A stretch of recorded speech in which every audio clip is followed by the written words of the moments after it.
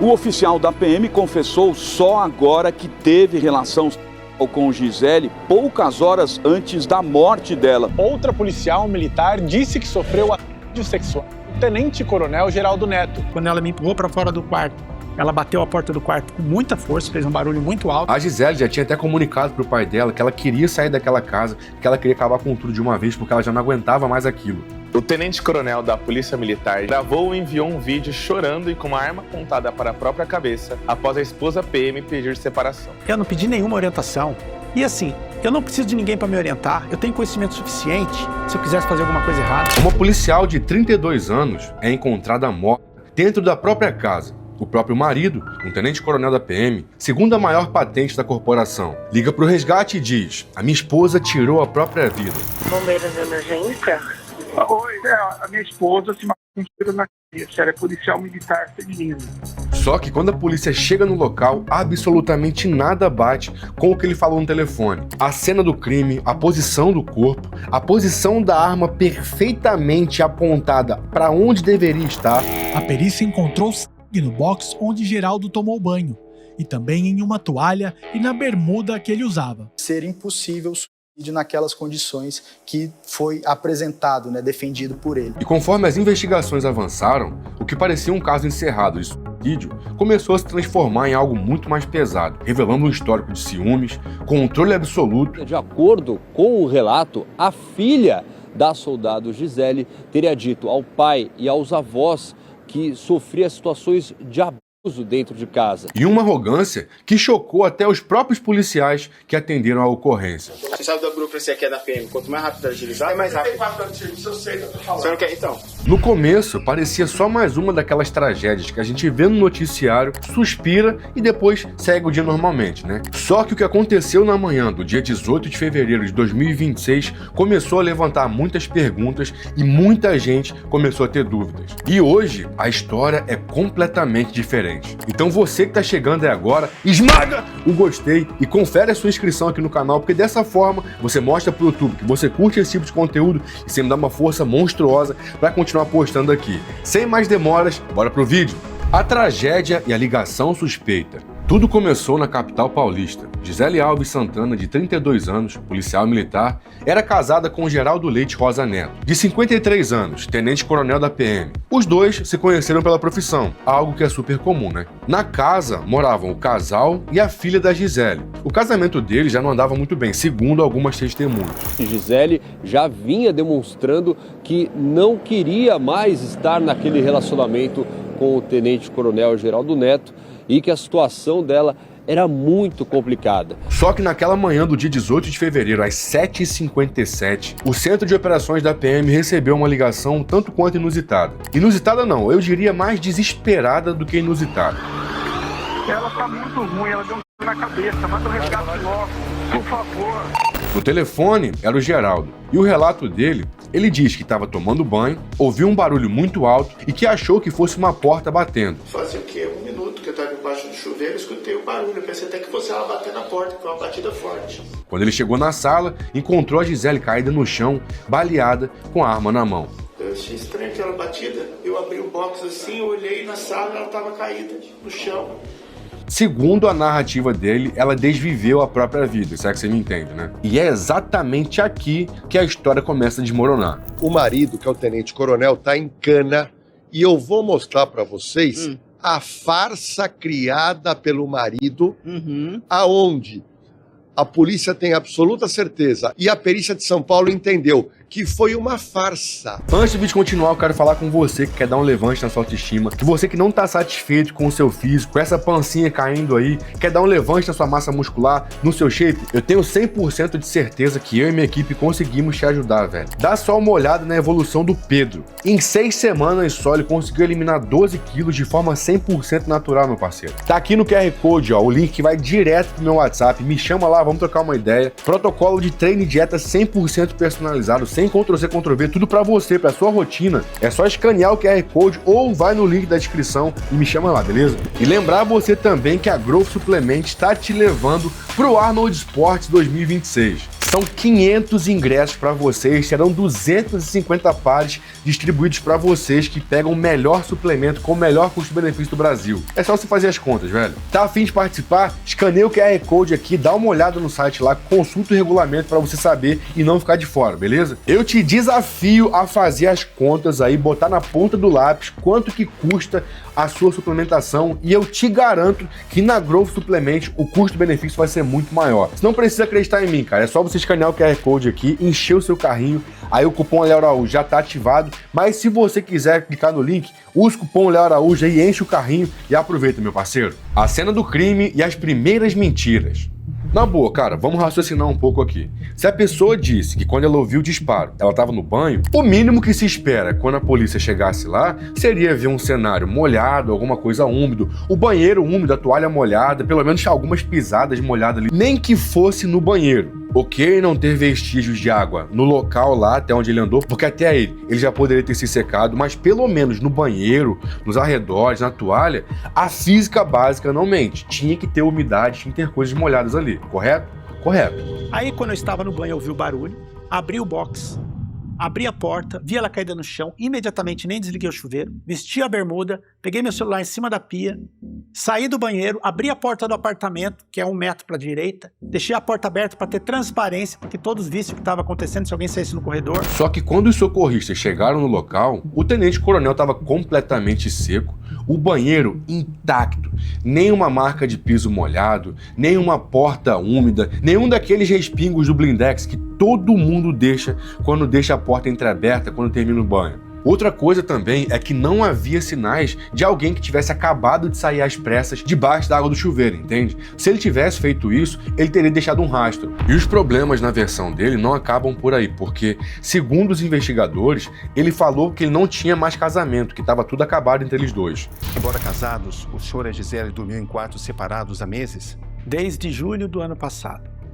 Ele disse que eles só viviam como se fossem dois estranhos na mesma casa. Eu fiquei 7 a 8 meses vivendo como 2 estranhos dentro do mesmo apartamento. Dormiam em quartos separados há meses e que não tinham mais nenhuma relação. Isso mostra uma relação conflituosa. Não, é que começaram a chegar as denúncias anônimas, infundadas e inverídicas contra mim. Isso foi minando o nosso relacionamento ao ponto da Gisele chegar para mim e falar assim, ó, eu prefiro dormir em quartos separados por enquanto. Ele até tentou pintar o quadro de que a Gisele não aceitava o fim do relacionamento e que por isso teria chegado a esse extremo. Qual foi a sua última conversa com Gisele? Foi no dia de manhã, quando eu entrei no quarto, dei bom dia e falei, olha amor, conforme a gente conversou ontem, eu acho que é melhor a gente se separar mesmo. Então. Qual foi a reação dela? Ela levantou imediatamente da cama, veio na minha direção me empurrando para fora do quarto. Quando ela me empurrou para fora do quarto, ela bateu a porta do quarto com muita força, fez um barulho muito alto. Daí eu saí e entrei no banho. Só que o laudo da perícia derrubou essa mentira de forma fulminante. Os legistas constataram que houve sim relação sexual pouco tempo antes da morte. O oficial da PM confessou só agora que teve relação sexual com Gisele poucas horas antes da morte dela. Ele justificou a mentira contada anteriormente, dizendo que foi uma espécie de despedida. Aí eu te pergunto, como é que 2 pessoas que vivem como estranhos e não se encostam teoricamente, tiveram esse tipo de contato, esse tipo de intimidade, algumas horas, alguns minutos antes de acontecer o que aconteceu? Depois da morte de Gisele, outra policial militar disse que sofreu assédio sexual do tenente-coronel Geraldo Neto. Segundo ela, o abuso foi no 2º semestre do ano passado, quando Neto vivia com Gisele. As provas físicas e o castelo de areia. Só que o que mais chamou a atenção da perícia foi o corpo da Gisele. Ela foi encontrada caída na sala, entre o sofá e o rack da TV. Uma das pernas dela estava numa posição bem bizarra, presa embaixo do móvel. E a arma estava na mão direita dela, posicionada de forma perfeita demais. Os especialistas na cena do crime foram unânimes nesse caso aí. Aquela cena não condizia com a mecânica de um tiro contra a própria cabeça. É, como se ela tivesse deitado mesmo, sabe? Deitada. Deitou tranquilo. E a perna direita um pouco mais aberta, embaixo do rack. O pé não teria como ter entrado ali. Mas você entendeu? Sim. Esse socorrista de 15 anos do bombeiro, quando ele viu Juju, ele falou, pera um pouquinho. Ele achou estranho e tirou essa foto. essa foto foi decisiva. É porque dependendo de onde o tiro atinge, a pessoa perde o tônus muscular e a arma cai, né? Tem casos, inclusive, que ocorre o espasmo cadavérico, que basicamente a mão vai prender na arma depois da morte ali, né? Só que a posição em que a arma da Gisele estava sugeria que ela havia sido encaixada ali. E além disso, não havia sangue nas mãos dela. E o sangue no chão já estava coagulado quando o socorro chegou, mostrando que o tiro não tinha acabado de acontecer. E agora tem a pior parte, cara. A perícia encontrou marcas de pressão no pescoço e no rosto da policial. Sinais claríssimos e inegáveis de que alguém segurou ela pelo pescoço com força, indicando que ela até poderia ter sido imobilizada ou até desmaiada antes do disparo. É óbvio, cara, que um cenário onde a vítima tem marcas de agressão, o sangue lá da área já foi coagulado, indicando que talvez aquilo não tivesse acontecido naquele momento. Que a arma que foi perfeitamente montada na mão, é óbvio que isso tudo aí vai levantar suspeita de que a cena do crime foi adulterada, foi alterada, pra alguém não parecer que foi o culpado, né? Eu não preciso, nem você precisa ser um perito de 30 anos já de experiência pra você olhar pra esse cenário, você somar 2 mais 2 e ver que essa situação tá bem absurda. Isso aqui é condizente com a pessoa que cometeu suicídio? É condizente, sabe por quê? Você acha que ela iria, a arma, segundo os especialistas, não estaria na mão, no encaixe? O histórico de abusos. Essa versão de que ela desviveu a própria vida tá no mínimo insustentável. A família da Gisele nunca engoliu essa história. Para eles, a Gisele era uma mãe que amava a vida. A gente só entende o que é amor quando vira mãe mesmo. O amor não dá nem pra descrever, né? É aquele amor incondicional mesmo. Ama que... é um amor que chega a dói. E não demorou muito para que os segredos daquele apartamento começassem a vazar. Surgiram relatos de uma vizinha que morava no mesmo andar, onde ela afirmou que as brigas eram constantes. Coronel, depoimento da vizinha. Eu moro no mesmo andar que o casal e frequentemente ouvia brigas constantes e gritos vindos do apartamento deles. Geraldo era uma pessoa muito reservada e possessiva. Uma vez, o vi tentando esconder a Gisele para que não a víssemos. Recentemente, ouvi Gisele gritando que sairia de casa com a filha e voltaria para os pais, porque não aguentava mais as agressões. E tem um detalhe muito sombrio sobre isso tudo. A vizinha disse que ouviu o barulho do tiro por volta das 7h30 da manhã, mais ou menos. Só que o pedido de socorro do coronel só foi feito meia hora depois. No dia da morte, uma vizinha disse que ouviu o tiro às 7h28 da manhã, mas a primeira ligação de Geraldo Neto foi só às 7h55 da manhã e para o comandante dele. Só depois ele ligou para o socorro. Aí fica a pergunta, meu parceiro, o que ele fez nesses 30 minutos aí? Você vai falar pra mim que ele ficou tentando 30 minutos prestar socorro, fazer alguma coisa, antes de chamar a polícia de fato? Obviamente não, né? Houve um lapso temporal que acreditamos que ele utilizou para manipular a cena do crime. Mensagens de WhatsApp da Gisele começaram a aparecer, e nelas, o relacionamento se mostrava um pesadelo. Ela falava que precisava controlar os ciúmes obsessivos do marido, chegou até a escrever para alguém, abre aspas, qualquer hora ele me mata, fecha aspas. A filha pequena da Gisele, de outro relacionamento, nem queria mais morar com a mãe de tanto que sofria vendo as brigas que aconteciam naquela casa. A menina, de 7 anos, teria demonstrado medo do padrasto, o tenente-coronel Geraldo Leite Rosa Neto. Segundo o depoimento da avó da criança à Polícia Civil, a menina chegou abalada à casa da família depois de ter sido buscada pelo pai biológico no apartamento onde vivia a mãe com o padrasto.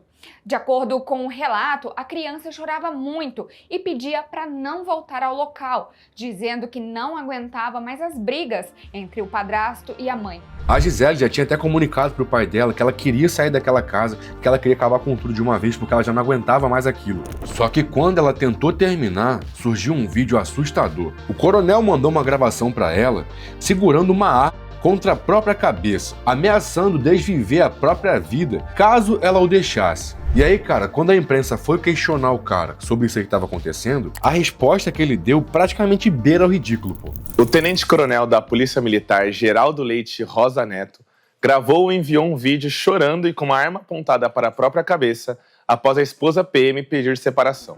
A entrevista e o show de arrogância. Ele deu uma entrevista para o Roberto Cabrini, e quando ele foi confrontado com esse vídeo sobre a ameaça, ele teve a audácia de dizer que o vídeo não era dele, que era inteligência artificial, que alguém tinha usado Sora para criar um vídeo dele chorando com uma arma. Isso aí é inteligência artificial. Não é o senhor aqui? Sou eu, mas eu não tô com arma. E também não tô chorando. E jamais teria uma arma na cabeça. Essa arma na cabeça, com certeza, foi colocada através do uso de inteligência artificial. Só que o cara é tão boçal que 2 peritos analisaram esse vídeo aí e deram 90% de certeza que o vídeo não é inteligência artificial. E você também não precisa de um perito pra você sacar que aquilo ali, meu amigo. Não tem como, né, cara? Foi o maior migué do século. É só você ver o vídeo, pô. Dá play, editor.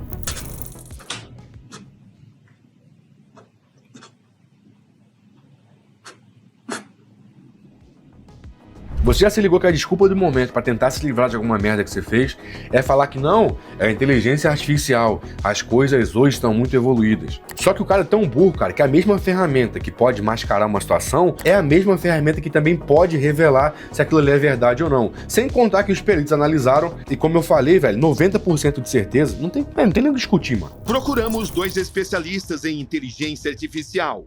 Após analisar as imagens, o primeiro concluiu que existe 90% de probabilidade do vídeo ser autêntico. Outro profissional afirmou que não detectou nenhum tipo de rastro que as principais IAs deixam. E fala em 98% de chance do vídeo ser real. E a arrogância dele na entrevista foi um show à parte. O Cabrini, que não pipoca pra ninguém, colocou ele contra a parede com todas as contradições.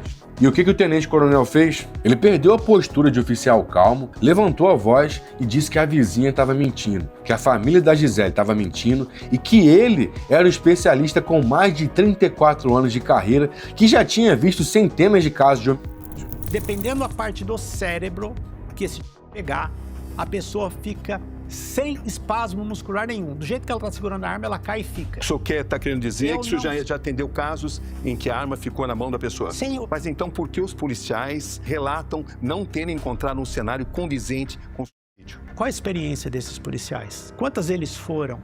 E assim, não é uma matemática exata. Pode ter casos que a arma cai e vai longe, pode ter casos que a arma fica na mão. E aí, sobre as marcas no pescoço da esposa, quando foi perguntado, ele meteu o migué que foi a filha pequena da Gisele que fez isso aí. Ele disse que a criança tinha o hábito de se pendurar no pescoço da mãe e ela fazia isso igual uma macaquinha, segundo ele.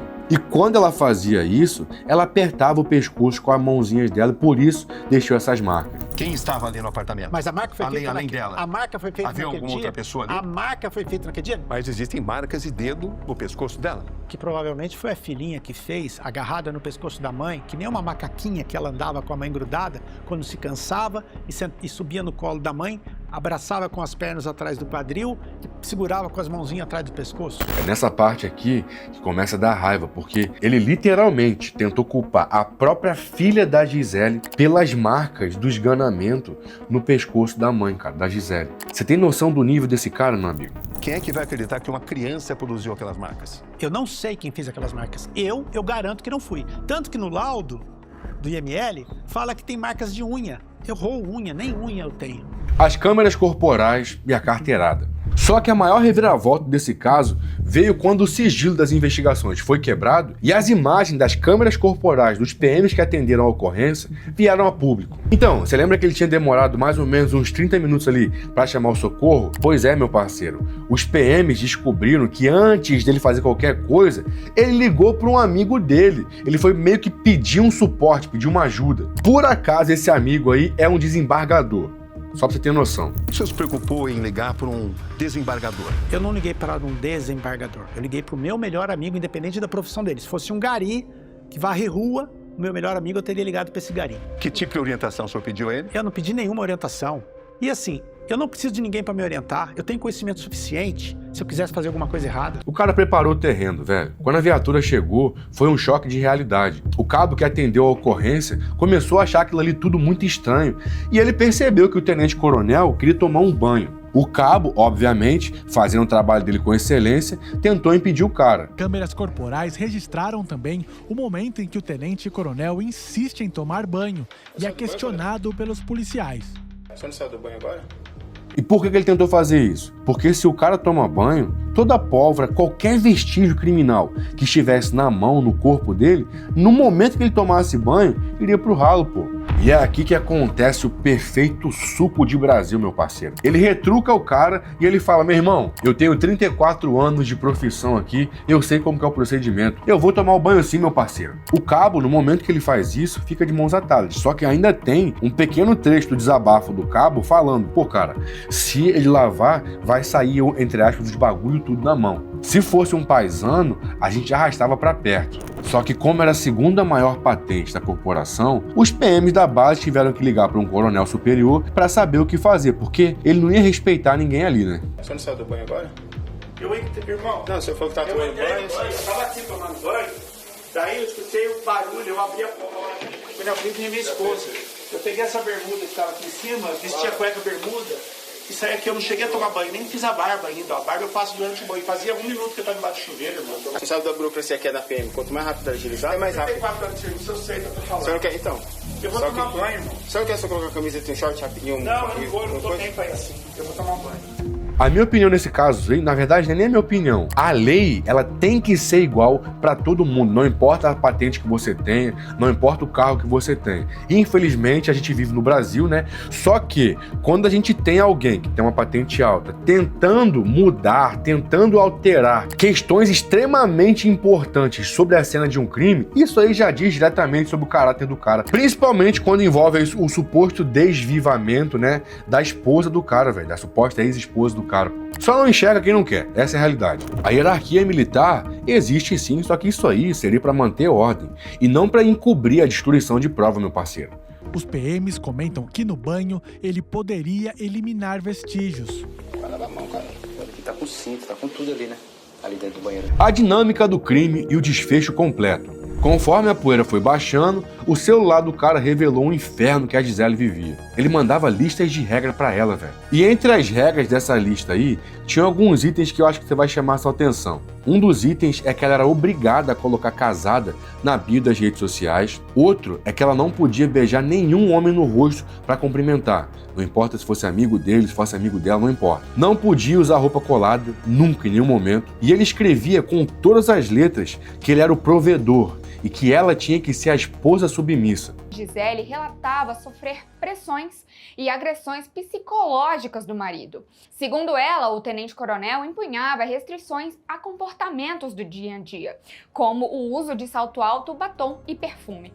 Na manhã do dia 18... É sério, cara, tem até escrito lá, são as minhas regras, é do meu jeito. Ele colocou isso pra mulher, velho. Eu não consigo imaginar o quão ferrada deve estar a cabeça da mulher para ela aguentar e aceitar esse tipo de situação, pô. Primeiro, porque ninguém é propriedade de ninguém e relacionamento, pelo menos na minha concepção, deveria ser uma parceria, não uma ditadura, pô. Quando a relação chega no nível de que a pessoa precisa controlar a roupa da outra, precisa controlar quem você cumprimenta, como você cumprimenta e como você deixa de cumprimentar, a outra pessoa precisa se colocar numa posição de submissão, aí, meu amigo, isso aí já passou de qualquer limite aceitável. Quando Gisele reclamou do tratamento que recebia, essa foi a resposta do tenente-coronel. Eu te trato como todo homem macho alfa trata a sua esposa. Com amor, carinho, atenção e autoridade de macho alfa provedor. E fêmea beta, obediente e submissa, como toda mulher casada deve ser. O ciúme possessivo não é prova de amor, é prova de posse. Isso que eu tô falando é um fato. Com os avanços das investigações, o Ministério Público montou o quebra-cabeça e, obviamente, a dinâmica do crime foi revelada pelos laudos, né? E segundo a perícia, o tenente-coronel a abordou por trás, imobilizou o rosto dela com a mão esquerda na mandíbula, encostou a arma com a mão direita na cabeça dela, ela até tentou desviar o que causou as marcas da unha e da pressão, só que naquele momento ali teve o disparo. Segundo a perícia, o tenente-coronel segurou Gisele por trás, próximo à porta da varanda, e atirou do lado direito da cabeça dela. E a perícia provou que o atirador colocou o corpo dela suavemente no chão, ou seja, mudando a direção do sangue. Logo depois, ele encaixou a arma na mão direita dela, soltando a mulher sobre o sangue coagulado. Dá pra ver tudo indicando que aquilo ali foi um cenário completamente encenado. E o resultado disso tudo aí é que a desculpa, obviamente, não colou. O tenente-coronel Geraldo Leite Rosa Neto foi indiciado e teve a prisão preventiva decretada por fraude processual e feminicídio. O Ministério Público também pede uma indenização de R$100 mil para a família da Gisele. O que, convenhamos, a gente sabe que dinheiro nenhum no mundo traz a vida de uma mãe de volta, né? O pedido de soltura dele já foi negado pela justiça e o infeliz continua preso, aguardando julgamento. Geraldo Neto agora é réu por feminicídio e fraude processual, porque, segundo os investigadores, além de Gisele, ele alterou a cena do crime. Esse caso aí é o caso perfeito pra gente ver, velho, que às vezes, quando tem muita farda, patente, quando tem algumas situações que envolvem poder e influência, meu amigo, aí, meu parceiro, fica muito fácil pro ser humano mostrar de verdade o caráter podre que ele tem lá dentro. Eu acho que a justiça começou a ser feita nesse caso aí, graças aos peritos que não deixaram que a situação esfriasse, que não aceitaram a carteirada do cara ali, né, que eles mostraram de fato o que a cena tava falando pra eles. Vai que fosse um grupo influenciado também e os caras passam pano pro cara, velho. Mesmo eles pressionados pela hierarquia, eles deixaram tudo registrado nas câmeras corporais e mostraram depois. Qual foi a importância dos socorristas e das primeiras pessoas que viram aquela cena montada? Eles não se intimidaram porque era um tenente-coronel que estava lá. Eles passaram a informação correta do que eles viram aos seus superiores. Fizeram um papel muito importante no esclarecimento do caso. E eu quero saber de você, o que você achou da desculpinha que ele tentou empurrar nesse vai que cola aí. Esmaga o gostei, confere sua inscrição e eu vejo você no próximo. Até!